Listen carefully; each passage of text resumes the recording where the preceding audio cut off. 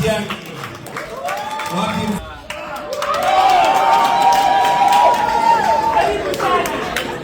And before I sit, I would like to a special recognition for our brother Walter Nyambane, who is with us here, and of course the teams that have come from across the US and Africa to come and support us. Our brother Magembe from New Jersey, you are next, will be coming to New Jersey and the various other states. Asanteni sana, welcome Your Excellency.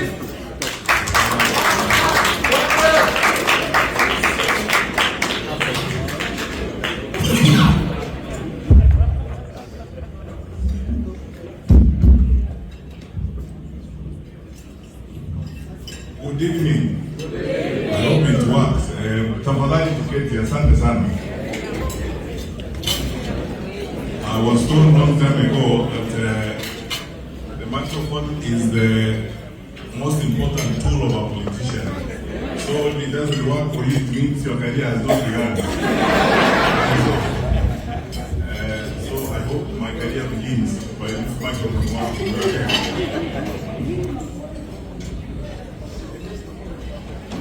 Okay, fair enough, somehow. First of all, I want to... Okay, very good.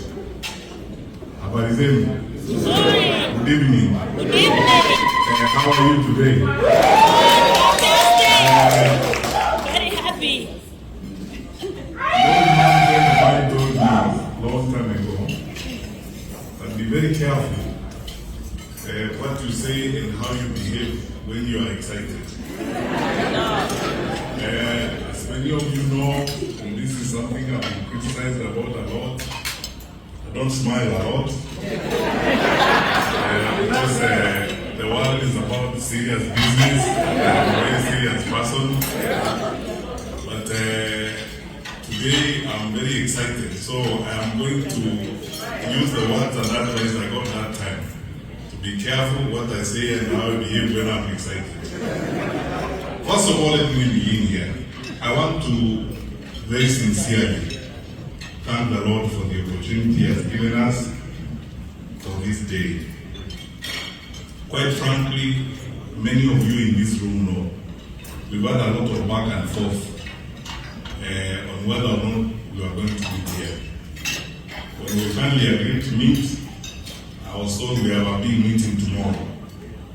So, as you know, since I'm not given to making many speeches, I'm more on the side of doing than on the side of talking. Then,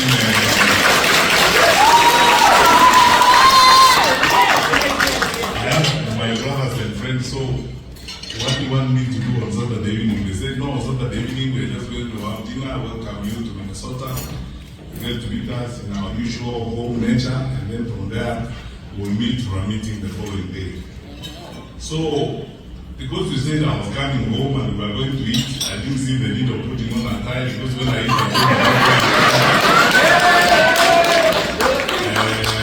I almost arrived in slippers, because I was saying, you said we are just going to eat, and I don't have to dress in a manner that is reveling food.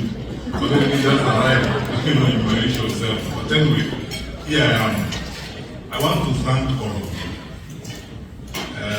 the organizers of this meeting, my brother Makori and your team, our national team that is here, that is coordinating us in the diaspora, my brother Maura and your wonderful wife, Dr. Weche, brother Pande, and all of you wonderful people in the national team. I was trying to count the number of professors in this room. Then I again lost count. I never sat up when I taught at the University of Nairobi. I never sat in one audience with the number of professors such as are in this room tonight. No wonderful people, all of you were educated. Dr. Lina, I wish your speech was the last one, because we said everything and then we go after that. My brother Dr. Karanja, thank you so much indeed for the effort that you have made to be here. Your worship, the mayor,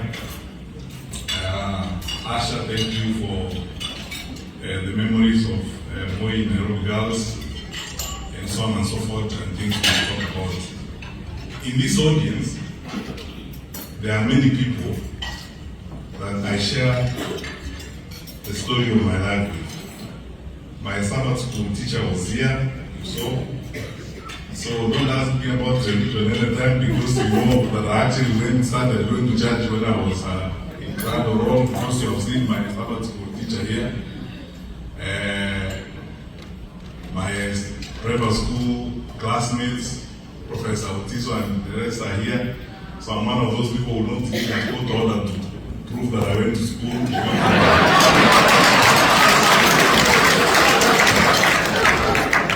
You know, when we started messing up with the education system in our country, the day you see people going to court for a judge to confirm that they went to school, you know we have a problem. Because how can you have been in a school where there's nobody who lectures a classmate, you don't have a teacher, you don't have any people.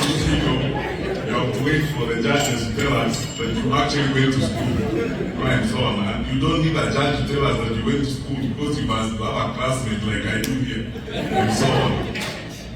So, wonderful people, many of you, some of you I grew up with in the village. We have been together since the days we were learning how to wear shoes properly, and how to wear our shorts properly, and so on. I've known some of you, we have known each other for a very long time.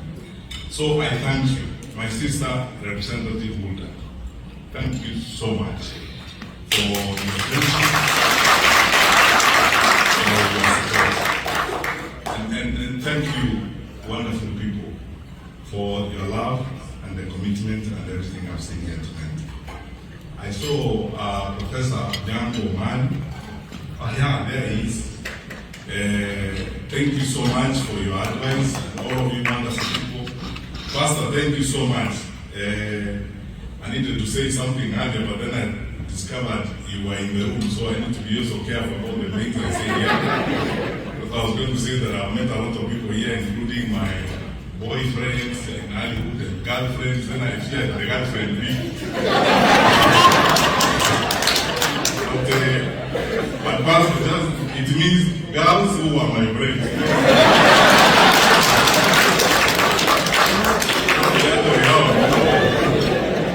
English has a problem, because he was speaking Swahili, would say, Wapensi, while I was trying about to come and like now English doesn't have that. So, Pastor, you don't have a problem, and you know, by the way, because I'm going back home after this trip, I don't want to go back to the doghouse, because there's someone who might not be in the doghouse, so I don't clarify that bit about girlfriends. But anyway, Pastor, you will not think the church board, they are girls who are my friends, and so on. So, thank you so much, wonderful people. So, because we are meeting tonight, just to have a meal and get to say hi to each other, I will not be long, and I will not speak much, because I know we have tomorrow. But allow me to start here. And Steve, this will be partly answering your questions. I have been debating a lot recently, and then you people will need to understand this. I know you will, but if I speak to you very politely and slowly about this, I know you will begin to understand this.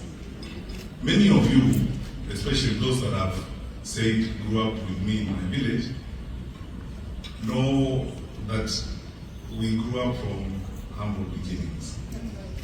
We were raised by parents who were poor materially, but they were very rich in faith, in love, and their determination and focus on what is right in society. And for the entire time that I have served the public service for 10 years as a minister, for which I thank the Lord. I didn't have anything special. I didn't have to be the one appointed. It's just by the grace of God that I got the opportunity. Every single day, for which I thank God and for which I'm happy, was an experience of humility and very humbling. And every time, and then recently when I started doing this, I've been telling my friends, I don't know whether people know how emotional and how humbling public service can be. Let me give you 2 examples. I acted briefly at the Ministry of Lands, and the minister stepped aside. And every day, I would come into the office and you see, how people are suffering and so on. You see crowds of people in the house on the ground floor. So I decided that I would tell my peers and the other people to create a small office for me, so that on Wednesday, on the ground floor, instead of asking one and other people to come up, to create a small office for me on the ground floor where I could meet those people who had urgent problems that they thought the minister would solve. I didn't use the office for long, for this simple reason. I discovered that it was going to become a health issue to me, because it was going to be, you can emotionally, sometimes you hear things, you go home, you can't even sleep. Because you see, when a widow walks to you and tells you that she has lost her land to people because of fraud involving even public officials, and this poor widow cried before you, and she even tells you that, by the way, even the remains of my husband are on that piece of land, and now they have taken it away and so on. So you're solving those kinds of problems, and every time I came across that, I would get into that situation all the time. Even if you have a heart of stone, those things break you. One time we used to have a problem at one of our landed streets in the Rift Valley. So I decided, as I used to, because I believe that work must be done. Like I used to tell people, education is not delivered at Jogo House. Jogo House, we only have files and papers. Education happens in the schools where our children and our teachers are. So a good part of my week would be spent in schools. And I would wake up without preamble or introduction and turn up at a school. And that's how I discovered the challenges and tried to solve the challenges with the teachers, the parents, and the students. Finally, one morning, 2 journalists from the local vernacular station, DECEIPT, after a public meeting, accosted me, ran to me, and said, they are trying to get my attention. Said, they shouted in my mother tongue, because they knew that I would have to listen. Said, you have to help this woman. Ask them, what woman? He said, this widow. Said, what they said, they bring me some paperwork and so on. One of those journalists is in this room, James Ishan. For you guys, and then this story I'm going to tell you will tell you the trip or the journey that we are beginning. It will tell you the character of what we are trying to do. Finally, this was the story of a woman who had lived 6 years with the husband's body in the mortuary and her grandson's body in the mortuary for 2 years, somewhere in Kiamka. The problem had gone unresolved.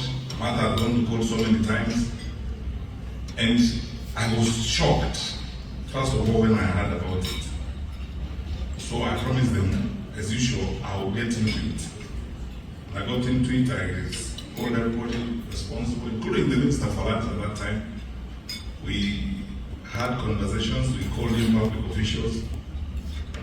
We discovered, to our horror, what it was, that actually there was no reason why this woman's husband's body was in the morgue for 6 years. It was an attempt by some public officials and some well-heeled people to defraud her, to steal part of her land. For 6 years, and the cultures we have in Africa, she couldn't even go to a funeral in the next village because she's a widow whose husband has not been buried. And 4 years after the husband had died, in the body the husband was still in the morgue, her grandson died, who also could not be buried. So for 6 years, she had lived that kind of life. Husband's body in the morgue, grandson's body in the morgue. She could not bury them. And when we finally summoned all the public officers to the room, I called everybody to my boardroom at the Ministry of Interior. Then I asked some 2 lawyer friends to get to the matter, read the file, went to court. The lawyers, first of all, were shocked that a magistrate actually gave an order to stop the violence in the first place, because there was no convincing basis that upon which this order was given. Then the rest now is history, because we discovered it's a progressive and accumulative story of manipulating and navigating the public sector in favor of the crooks against this poor widow.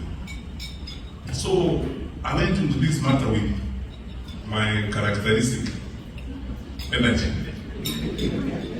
and he insisted that we bury the dead husband, we bury the grandchild, and I mobilized members of the public and professionals from my district to build a brick house for this woman and a brick house for her son.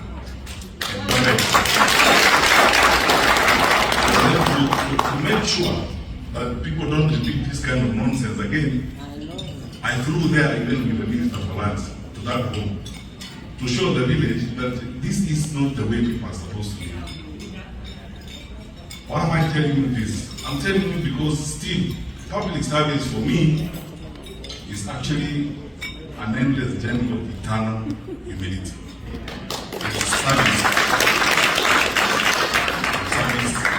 to the people. I honestly believe in it, and I believe it from the bottom of my heart. There isn't a single day I was in public life that I didn't wake up thinking about the impact or the effect of what we are doing on the people that we are leading. So, fast forward to this moment now, and I'll speak some more about this tomorrow when we meet. My brothers and sisters, I thank all of you because I can see you here are gathered as Kenyans. And by the way, as Honorable Anthony Kibageni said, I come here with greetings from the Honorable Rigathi Gachagua, the Honorable Kalonzo Musyoka, the Honorable Martha Karua, my brother Eugene Wamalo. We talk all the time, and we are always, conversing and consulting what challenges such as you guys know. Why is it different now than it has been before? It's different now because our country is facing very unique challenges. Therefore, I have resolved myself, and I think this is the first invitation I'll make of you, that if we are going to make a difference, first in our individual lives, in our communities' lives, and in the lives of the nation, we must first of all be truthful people. Let's be honest. And face the challenges we are dealing with honesty and sincerity. In 2022, I was invited by Bishop Sabit to attend a meeting of the Anglican clergy in Nairobi. We were preparing for elections. And I went there and there was a gathering like this, all wonderful people from the Anglican church, clergy. And I actually promised him that time that because he was going to ask us questions about how we were preparing for elections, yes, by Executive Order No. 1 of 2019, President Kenyatta had appointed me to coordinate government affairs. I will have turned up at that meeting with the Inspector General of Police, with the Attorney General, with my colleague who was in charge of ICT, the Honorable Joseph Michel. We spent the afternoon with the clergy at that time. Then they fielded question after question, including about, we are being promised these things, Amapoma will get X billions, Border will give you, I don't know how many hundred billions, I don't know who, everybody. And then the clergy asked me, I mean, how come you people are not spending money like that? The process. I told him, look, there's one thing I will not do. And by the way, I want to tell you this tonight, because when we are seated in meetings like this, we should never forget that we're in the presence of God.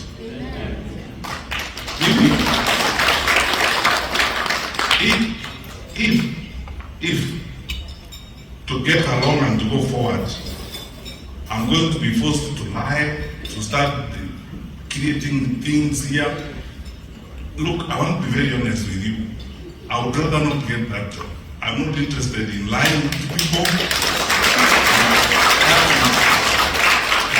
having corners and abusing people's trust, as it were. And I told the clergy who are listening to me that time, those are the videos we have been seeing doing rounds around. Those of you are being cheated, this is a lie. And after the COVID pandemic, now we have a pandemic of lies because of the elections. Now outbreak of lies, everybody, people are just moving around the country lying, telling you things they think you need to hear. Now, we are about to start that pandemic of lies season 2 in Kenya. You see people flying around the country, talking about empowerment, planes flying here, flying there. Every Friday they are busy. 8 choppers there, 9 choppers there, flying around. My brothers and sisters, don't you ever be bamboozled and lied to by those types of things you're seeing. Our country has got serious challenges. And those challenges, a good number of those challenges are man-made because of bad management and bad decisions we have made in the leadership of the country. And now, drama is being occasioned in the country to hoodwink people, because I honestly believe that if you do your work, you don't need drama. Because the results of your work will be seen. For me, if I go home tonight and sleep, when I hear Asha saying what she said about the exam in 2017, that's enough for me. But I start from the exam, that the program was managed responsibly, but the right thing was done. I don't have to occasion drama, around here, jump up and down, go look for witch doctors and I don't know who come and say things. The kind of things that we are seeing. Now, I would like you to listen to me, my brothers and sisters. 62 years after independence, we must now have a candid conversation with ourselves about the future of our country. And don't take this drama. Let us make the right decisions for the sake of our country. Because God will hold us responsible. Our children and our children's children will hold us responsible. What did we do at a time when we saw clearly things were going wrong? What did we do? Did we also disappear in that drama? Got excited about that kind of drama, being told things. I said when I was in DMV the other day that all of you people who are here, who are looking at me, nothing speaks much more eloquently about Kenya and the capacity we have as a country than all of you looking at me tonight. I look at you. You went to school in Kenya, you were educated, then you dared to go abroad. You came here, worked hard, and as I said, I lost count of the number of professors in this room. So how is it then that with that level of exposure and with that level of awareness, we are seeing the things we are seeing in our country? Where now we are debating about reducing money for schools. Who does that when you want to develop your country and education is our gold mine? Because skills development is what we need. By the time we were leaving office in 2022, we had gotten capitation to 22,600. Now it's being reduced to 16,000, and it's not even going to schools. I was reading the Auditor General's report last night, and these are the things which you, as I told you, public services has got its own challenges. I can confess to you, if you are a conscientious leader, someone who thinks about the lives of the people you lead, someone who genuinely thinks about the welfare of the people you interact with, I'll be very frank with you. There's some things you come across and you don't know how to deal with them. You feel so pained. How can we import rice, 500,000 metric tons, and where rice farmers? I mean, how? You have closed cheaper factories. I'm sure if our national leaders went to that side of the country, they would be singing another song and lying and paying people and trying to bamboozle them with helicopters and so on. Those poor cane farmers are still there. We're importing duty-free sugar. Some of it declared unfit for human consumption. So, what is wrong with us? The challenge I have for you tonight, my brothers and sisters, as we go forward. Many of you in this room are believers. Our country has been given to us as stewards. We will account to the Lord what we did with the country He gave us. When we had an opportunity to listen to these stories, as I said, too much drama. That's why, personally, I have to confess to you, I am more on the side of doing. I would rather people worry about the impact of my work than worry about the speeches I make and the drama and occasion when I arrive in a town. How I talk, life comes to a standstill, and so on, and people must now, bow to me and so on, and beg me and tell me things that are silly. I don't like hearing those things like, oh, you are getting here. There's nobody who's us here. We are here to solve problems.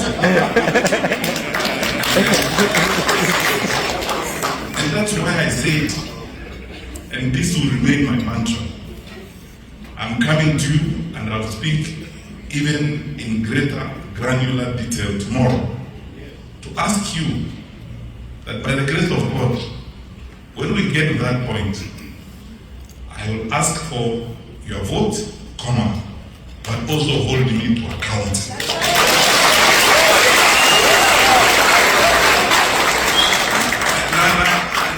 And when you have given me your vote, msinilete nyimbo tukuniimbia msinilete wimbo kucha muniulize maswali. I want to work. Hivi ni kazi mnauliza. Na nini muniulize maswali? So that then we go forward. So, my dear friends, I won't tire you because we have a date tomorrow and our time is quite spent. As you leave this room and go home, that's we meet tomorrow, and as you meet fellow Kenyans, those you talk to here and those you speak to at home, think about this. The people who have developed their countries, all these things we admire, my dear sister Lina, the systems work here, I agree with you. These people are not from us. They're human beings that just agreed to get stuff done, to get your work done. So, they're not from us. Just they know 2 and 2 is 4. That's all. They will not import rice when the rice farmers have got rice in their stores. They know our low level of political accountability is worrying. And look, as one politician in this country said, don't agonize, organize. That's right. So, let's not agonize. Let's not spend all our time describing our problems. Let's spend a lot of it looking for solutions and organizing ourselves on how we are going to move forward. I never end any remarks these days without saying this. Like you, I have incredible faith in my country. There is nothing wrong with Kenya. Our country is great and God has blessed us with a wonderful country. As I have proved before in public service, even here from this podium, I can give you names of over 50 public servants I worked with before. Because when I arrived in any department, I asked people. First of all, I asked my boss, the president. Because you are the one who has asked for votes from Kenyans. So the covenant is between you and Kenyans. I am your program officer. What do you want me to do when I get there?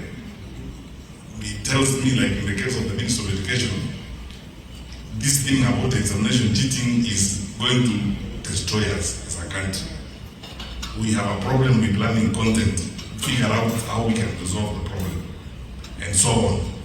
So I tell him, boss, mimi ni mtu wa kazi, tomorrow tumeanza. And every time you go there, you meet wonderful people.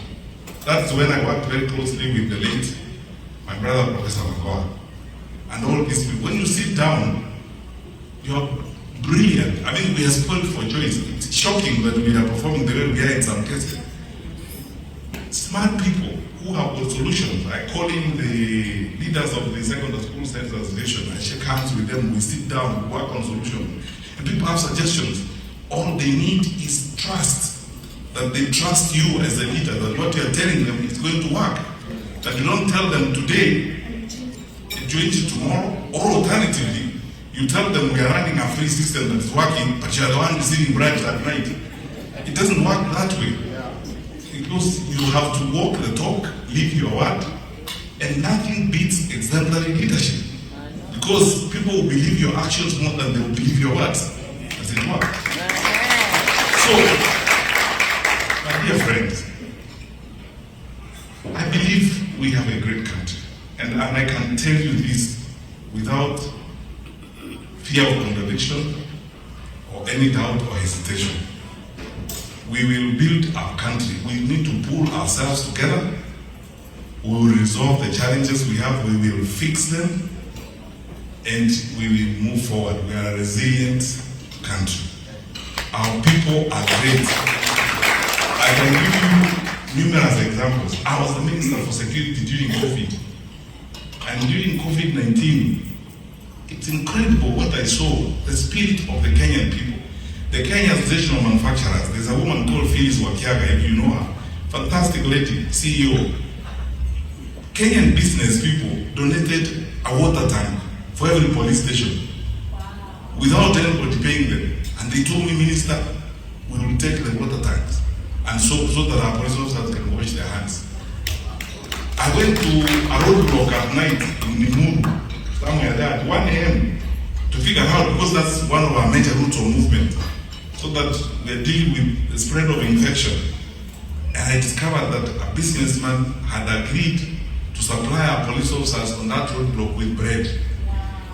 But every morning, dutifully, that businessman was sending his van with bread to those police officers. And the women around that Nimuru area had come together and agreed to make tea for those police officers.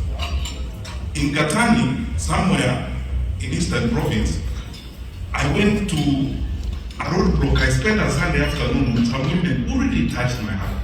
These women had come together and they had decided they would look for the police officers on that roadblock. And they were beautifully putting hunger together, cooking for them. One of them, the leader, is a lawyer. That's the spirit of Kenya. That's the Kenya I know. That's why wonderful people, as you go away from here tonight, please, if you forget everything I've said, don't forget this. We are better than what I'm seeing. We are better people.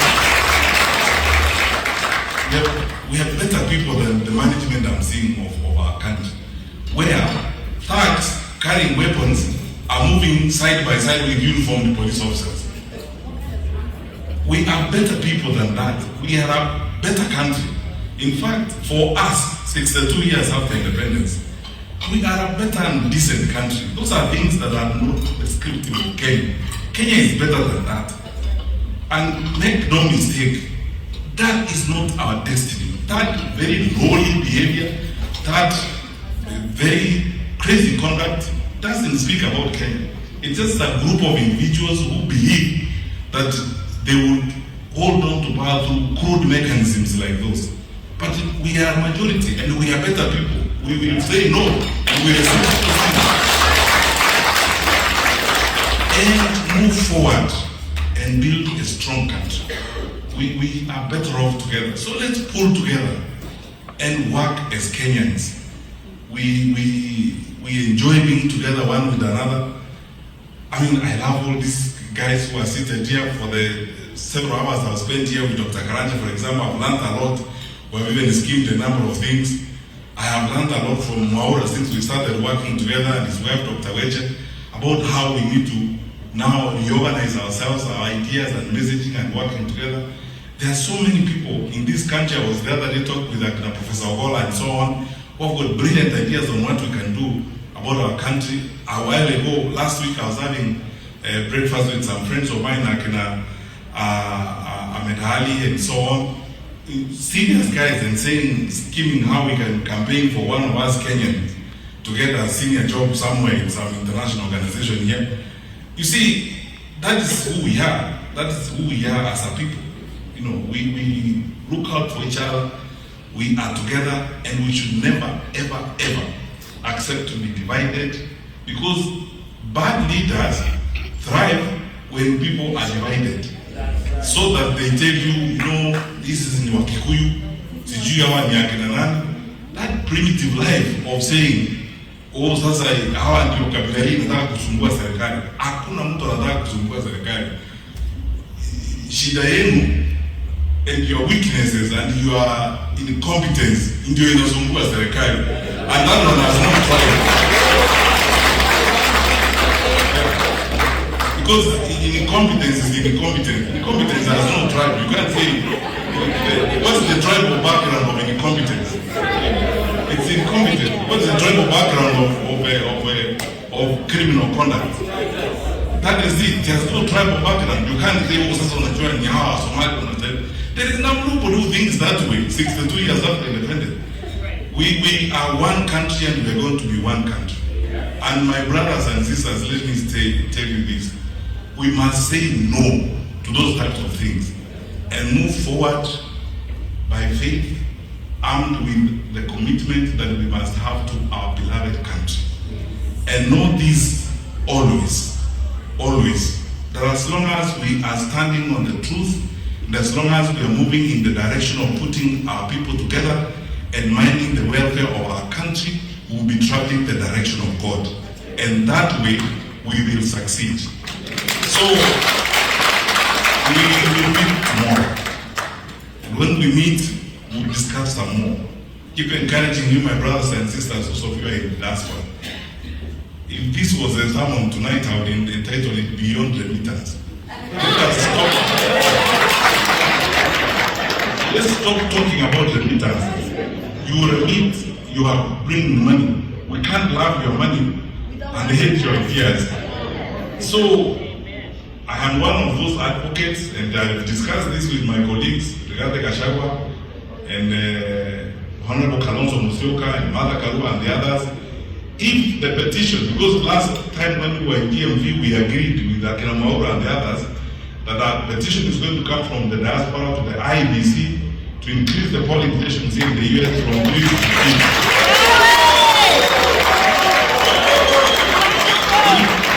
Yes. So that you vote, you cannot remit money and then you don't have a vote. Yes. Yeah. So mpige kura. And then you know the acid test is also coming. Personally, I have said openly, now I don't think it's something I need to hide. But the party I'm going to run on, when we settle down with my colleagues and I agree, I'm going to make it a condition that of the names we will present for nomination on the nomination list, there must be people from the diaspora.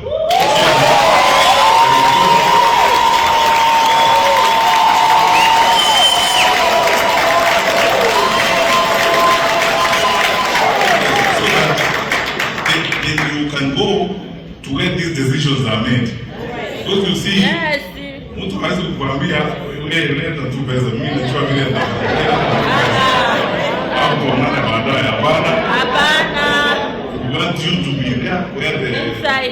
and by the way, don't focus only on the National Assembly and the Senate. I believe you can occupy, for example, in the city county of Nairobi, we should have a nominated MC who has roots in the diaspora.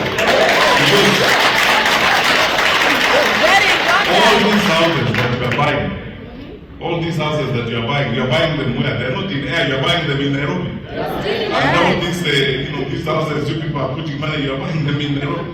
So somebody should sit there when the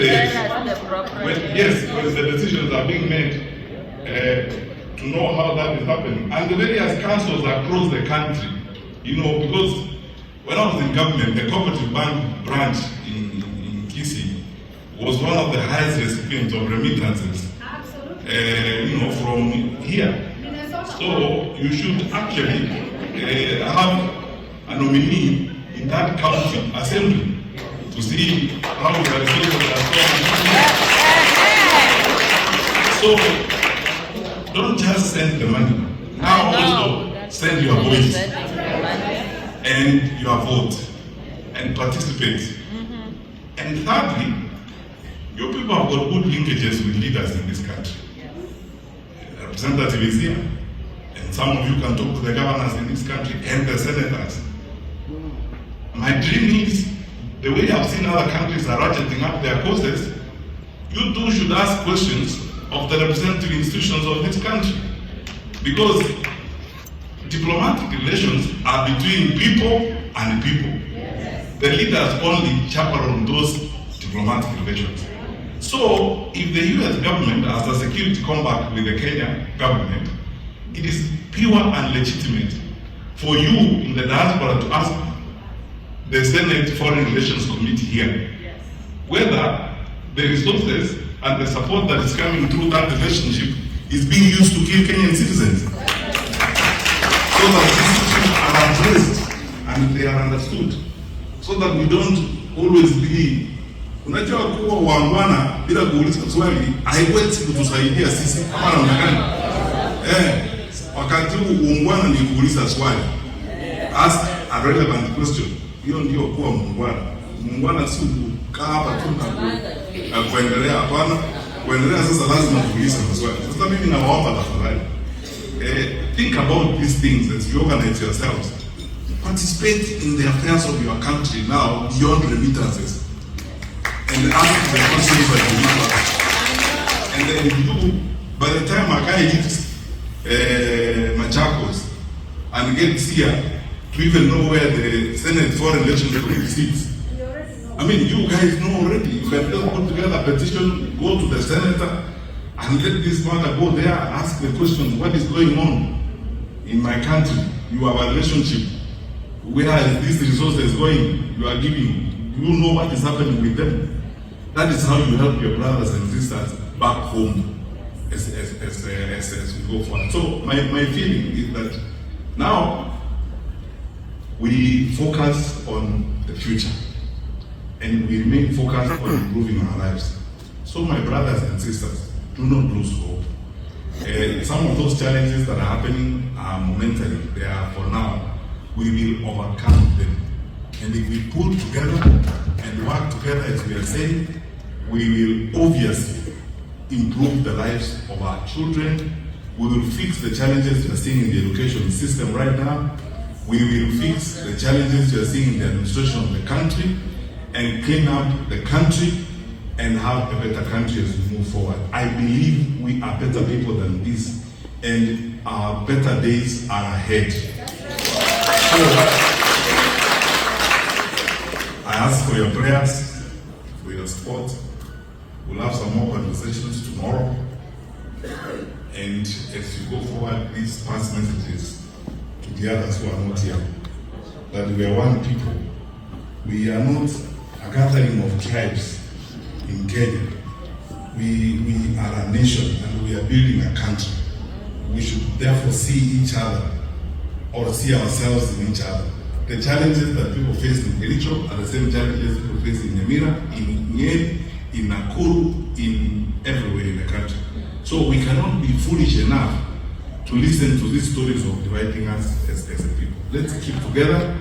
and let us focus on the goal of fixing the challenges of our country so that we can be a better, prosperous, modern nation that God has destined us to be as it were. So, I wish you all the best. Thank you so much, everyone, all of you, national coordinators, the leaders of Minnesota, all of you wonderful people who have made the sacrifices to be here. I appreciate your contribution beyond my words can express. I sincerely thank you. I know that you did